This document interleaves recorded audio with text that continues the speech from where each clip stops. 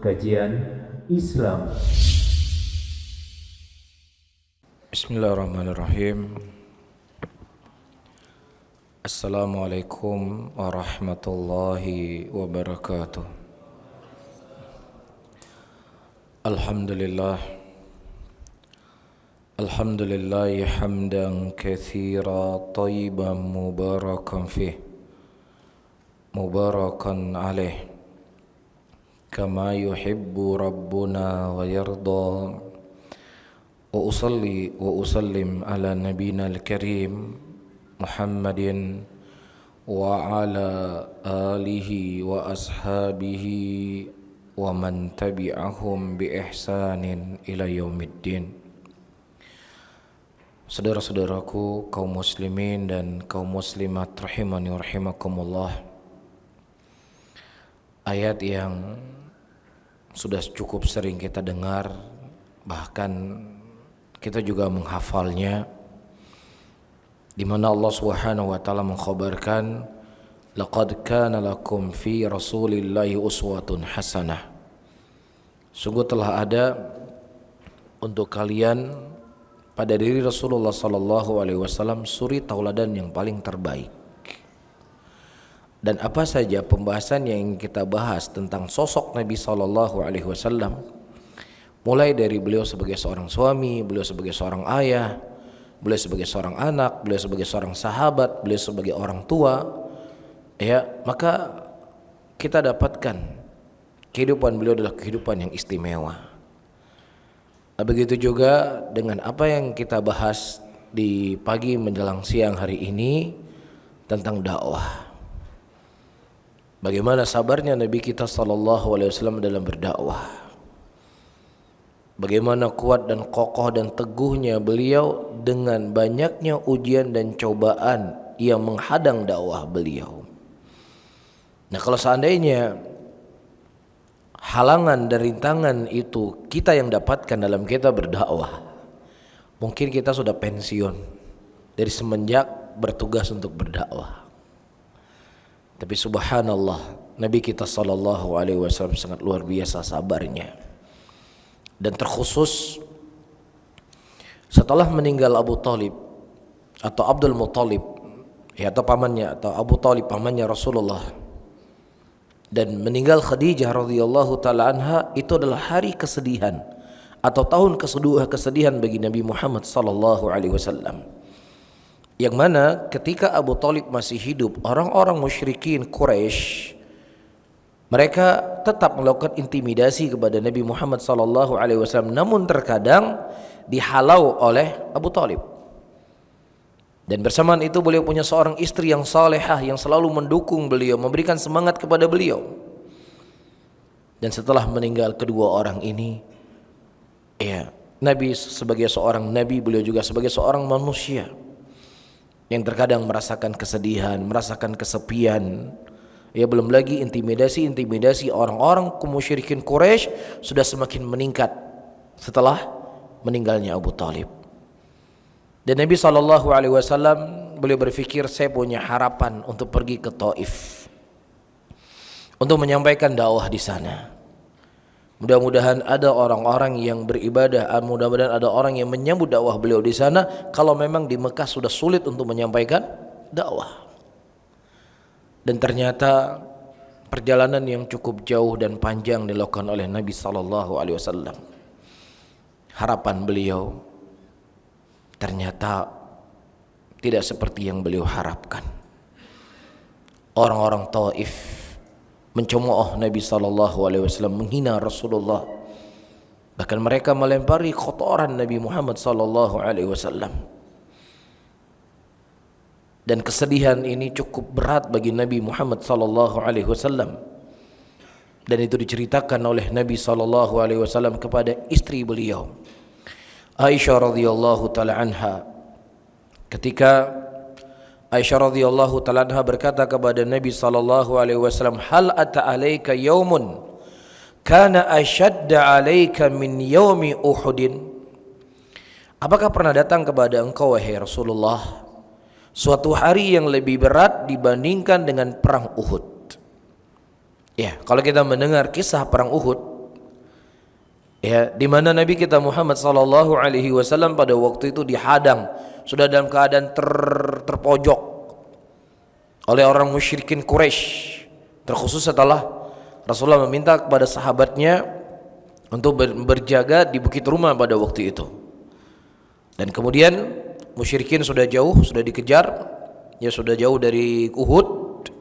Kemudian sebagian sahabat Rasulullah sallallahu alaihi wasallam ini ditugaskan oleh Nabi untuk menjaga bukit tersebut. Mereka mengatakan kita sudah aman.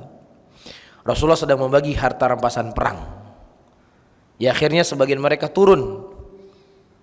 Ya, nah Khalid bin Walid yang waktu itu beliau masih musyrik, melihat bukit yang disuruh oleh Nabi sallallahu alaihi wasallam untuk dijaga kosong dari penjagaan pada waktu itu. Akhirnya mereka balik arah. Ketika mereka balik arah kemudian menyerang Nabi Muhammad sallallahu alaihi wasallam, meninggallah pada waktu itu paman yang sangat dicintai oleh Nabi, yaitu Hamzah radhiyallahu taala anhu. Dan kondisi umat Islam sudah semakin terjepit. Ya, di tengah-tengah isu bahwasanya Nabi Muhammad sallallahu alaihi wasallam telah meninggal. Dan pada waktu itu Nabi sallallahu alaihi wasallam tersungkur ke dalam sebuah lubang. Musyrikin sudah semakin dekat. Ya, kemudian Ali bin Abi Thalib radhiyallahu taala anhu dan Talha bin Ubaidillah yang mengangkat tubuh Nabi sallallahu alaihi wasallam yang lumayan berat pada waktu itu. Dan untuk mempertahankan nyawa Nabi pada waktu itu ada 20 sahabat Rasulullah sallallahu alaihi wasallam kurang lebih yang gugur. Nabi berkata, siapa di antara kalian yang siap mempertaruhkan nyawanya untuk membelaku? Dan kedua puluh sahabat itu semuanya terjun untuk membela nyawa Nabi Muhammad sallallahu alaihi wasallam, dan sebagian mereka gugur. Dan Talha bin Ubaidillah diceritakan ada 70 sayatan dari ujung rambutnya sampai ke ujung kakinya untuk membela Nabi Muhammad sallallahu alaihi wasallam. Ini kondisi yang cukup berat, kondisi yang sangat mengerikan. Makanya Aisyah radhiyallahu taala anha bertanya kepada Rasulullah, "Ya Rasulullah, apakah ada hari yang lebih dahsyat yang kau hadapi di dalam engkau berdakwah? Di dalam engkau membela agama Allah yang melebihi dari perang Uhud?" Kemudian Nabi SAW mengatakan, "Laqaitu min qaumik ma laqaitu, wa kana ashadda ma laqaitu minhum yaumul aqabah, id aradtu nafsi ala ibnu abil yalayal ibnu abdil kulal." Beliau SAW menjawab, "Aku telah mengalami penderitaan dari kaummu." Kaummu maksudnya orang-orang Mekah dan sekitarnya. Penderitaan yang paling berat aku rasakan yakni pada saat aku bertemu pada hari Aqabah. Ya, pada hari Aqabah. Ila ma aradtu fantalaqtu wa ana mahmumun ala wajhi, falam astafiqu ila wa ana biqarnil tha'alib, farafa'tu ra'si fa idza ana bisahabatin qala adallatni فنظرت فإذا فيها جبريل فناداني قال إن الله قد سمع قول قومك لك وما رد عليك وقد بعث إليك ملك الجبال. طيب, أو ملك الجبال. Disebutkan di sini, ayyuhal ikhwah rahimani rahimakumullah, ketika harapan Nabi tinggal Taif untuk saya ajak mereka kepada Islam, mengajak mereka kepada tauhid, Nabi SAW datang ke sana untuk membawa kebaikan. Beliau bukan untuk merusak perdagangan mereka, untuk merusak bisnis mereka, tidak, tetapi menyelamatkan mereka dari peribadatan kepada selain Allah untuk beribadah hanya kepada Allah saja, untuk menyelamatkan mereka dari kekekalan api neraka supaya mereka bisa masuk ke dalam surganya Allah Subhanahu wa taala. Namun justru yang dirasakan oleh Nabi SAW, para hadirin dan hadirat, cemoohan, cacian dan makian. Bahkan anak-anak kecil disebutkan keluar dari rumah mereka untuk menghina Nabi Muhammad SAW. Ini kan bentuk penghinaan yang paling tinggi. Ya, kalau seandainya kita dihina oleh orang yang seumur biasa, kan biasa nggak? Ini anak kecil umur 6 tahun 7 tahun, ibaratnya kita jita bisa diam, dia keluar untuk menghina Nabi kita Muhammad SAW. Tetapi apakah Nabi kita, para hadirin dan hadirat rahimani wa rahimakumullah, beliau mundur dari dakwah beliau? Apakah beliau berhenti dari dakwah beliau? Tidak. Beliau tidak berhenti dari dakwah beliau. Beliau memikirkan kita. Jangan sampai nanti ada di antara umat beliau tidak mengenal Allah. Jangan sampai ada di antara manusia yang tidak tahu apa itu Islam. Oleh karena itu tidak ada orang yang paling berjasa dalam hidup kita para hadirin dan hadirat lebih dari Nabi kita Muhammad sallallahu alaihi wasallam. Dengan perjuangan kesabaran beliaulah kita mengenal Allah hari ini. Dengan perjuangan dan kesabaran beliaulah kita mengenal Islam yang suci hari ini. Mungkin kalau seandainya Rasulullah sallallahu alaihi wasallam beliau berhenti berdakwah, hari ini kita masih menyembah batu. Hari ini kita mungkin masih menyembah kayu. Mungkin kita hidup dalam keadaan jahiliyah, hidup dalam keadaan kejelekan. Tetapi Nabi kita Muhammad sallallahu alaihi wasallam begitu luar biasanya. Sehingga di sini ada faidah dan pelajaran untuk kita petik para hadirin dan hadirat rahimani wa rahimakumullah. Nabi yang manusia yang begitu baik, ya, yang mengatakan Rasulullah baik itu datang dari langit yang ketujuh. Innaka ala khuluqin azim. Sesungguhnya engkau memiliki akhlak yang sangat mulia. Bersama dengan itu ternyata Nabi kita tidak selamat dari yang namanya pencela. Ya, Nabi kita tidak selamat dari yang namanya haters. Nah kita yang tentunya tidaklah lebih baik, tidak sebaik Nabi SAW. Jadi kalau ada orang yang mencela kita, wajar atau enggak wajar? Wajar enggak? Wajar. Kalau orang memfitnah kita, mencemooh kita, wajar atau tidak? Wajar. Orang yang mencela Nabi Muhammad SAW sudah pasti salah 100%. Sepakat? Tapi kalau orang yang mencela kita belum pasti salah 100%, bisa-bisa benar 100%. Kan begitu? Jelas enggak? Nah, kalau Nabi SAW dicela, tidak membuat beliau putus semangat dalam beliau berdakwah. Lah kita ketika dicela sedikit, yang itu mungkin ada pada diri kita, kemudian kita sudah meninggalkan sesuatu perkara yang itu ibadah. Ini adalah pelajaran untuk kita para hadirin. Jangankan kan kita cerita Nabi kita Muhammad sallallahu alaihi wasallam, Allahu Rabbul Alamin, Allah yang menciptakan kita, yang memberikan rezeki kepada kita, Arhamur Rahimin, ternyata juga enggak selamat dari mulut-mulut kotor. Allah Subhanahu wa taala menyebutkan sebuah ayat di dalam Al-Qur'anul Karim. Wa qalatil yahudu yadullahi maghlulah ghullat aydihim wa lu'inu bima qalu bal yadahu mabsutatani yunfiku kaifa yasha. Orang-orang Yahudi berkata tangan Allah itu terbelenggu, Allah itu kikir, Allah itu pelit. Subhanallah. Allah yang Maha Rahmat, Allah yang Maha Rahim, yang kalau seandainya satu nikmat yang ada di tubuh kita ini kita jual dengan harga miliaran rupiah, kita nggak siap untuk kita jual. Betul nggak? Ada yang siap jual matanya 1 miliar? Jual kepalanya 100 miliar, ada yang siap? Ini kepala saya jual 100 miliar, ada yang mau? Ada yang mau jual? Gak ada di antara kita siap menjual apa yang Allah berikan kepada kita dengan harga 100 miliar. Kemudian dikatakan Allah kikir, dikatakan Allah pelit. Subhanallah.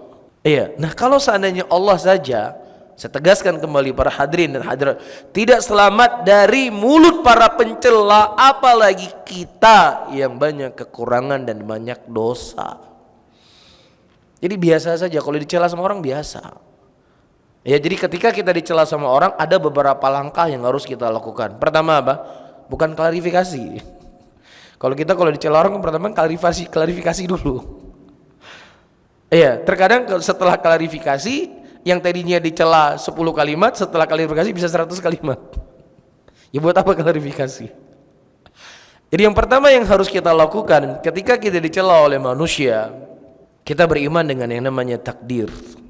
Sudah dari SD kan kita hafal rukun iman. Dari bentuk rukun iman adalah beriman kepada takdir. Kan begitu?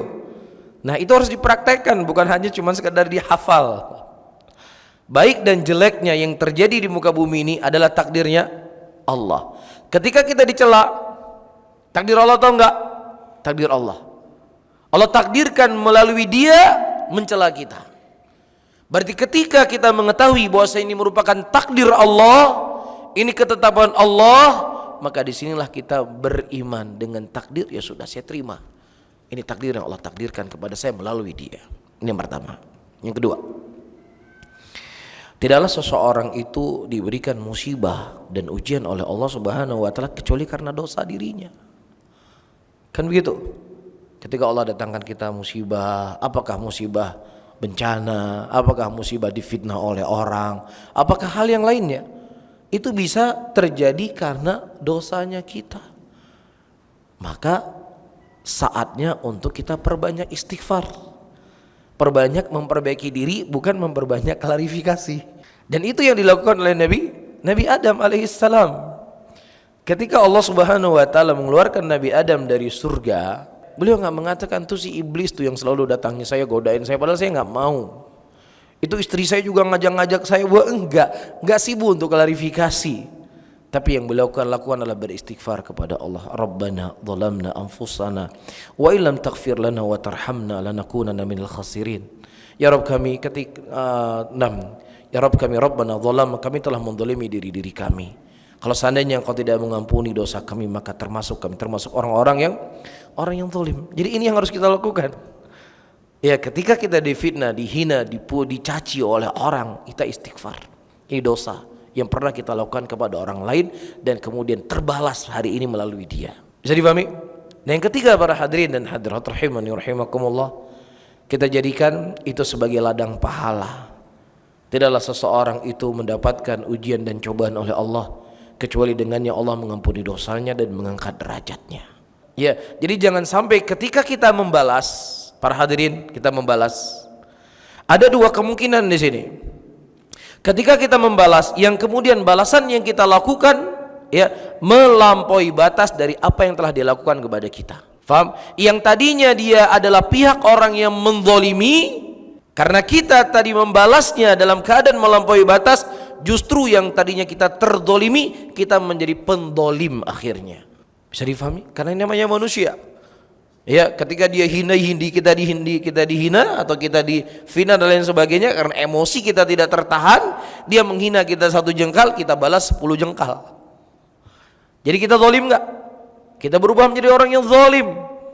Atau para hadirin dan hadirat rahimani rahimakumullah, yang tadi ketika dia memfitnah kita, dia mencomoh kita, yang itu hanya lari akan kepribadian kita, kita balas, akhirnya datang kita ditonjok, kita ditinju, dipukul, diambil harta kita. Ya, yang tadinya mudaratnya 1 jengkal berubah menjadi 10 jengkal. Mafhum? Jadi ini tahap-tahap yang perlu untuk kita lakukan. Syekhul Islam Ibnu Taimiyah rahimahullah, beliau punya satu kitab yang berjudul 20 kaidah untuk bisa bersabar dari gangguan manusia. Ya, karena kalau kita berbicara penyakit, orang kafir sakit juga bisa sabar. Kalau berbicara kemiskinan, jatuh miskin, orang kafir miskin juga bisa sabar. Tapi yang sulit untuk kita bersabar ketika kita diganggu oleh manusia. Apalagi manusianya orang yang terdekat dengan kita, itu sakitnya itu bisa berhari-hari. Nah, di sini ada obat yang perlu untuk kita, perlu apa? Perlu kita obati. Ya, dan contoh yang paling terbaik adalah siapa? Nabi kita Muhammad sallallahu alaihi wasallam. Di tengah kesedihan Nabi sallallahu alaihi wasallam, dicomoh, dihina, dilempari kotoran, tiba-tiba di atas Nabi sallallahu alaihi wasallam ada awan. Dan kemudian terlihatlah malaikat Jibril. Kemudian malaikat Jibril memanggilku berseru, sesungguhnya Allah Subhanahu wa taala mendengar kaummu kepadamu dan penolakan terhadapmu. Dan Allah Subhanahu wa taala telah mengirimkan malaikat penjaga gunung untuk perintahkan melakukan apa saja yang kau mau atas mereka. Dan kemudian malaikat gunung memanggilku mengucapkan assalam. Lalu beliau berkata, wahai Muhammad, jika engkau mau aku akan menimpakan akhsabain. Kalau engkau mau, aku timpit mereka di antara gunung ini.